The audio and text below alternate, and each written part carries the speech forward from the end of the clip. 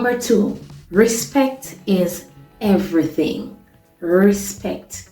That is everything towards a Jamaican woman. With a Jamaican woman, you can't just come with sweet talk and expect things to work. A Jamaican woman demands respect and she will give you respect in return. But if you think that you can just be disrespectful to her or treat her in any kind of way, trust me, that Jamaican woman, she's just going to check you out. Number 3, a Jamaican woman is going to test you. She will test you.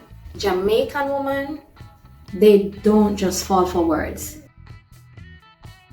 They test to see if you're serious, if you can handle them, and if you are real. You might get hit with some tough questions, some attitudes, or just a little test to see how you handle situations. In order to solve this problem, what you need to do is to stay calm and to show that you're real, you're solid, that you're not fake.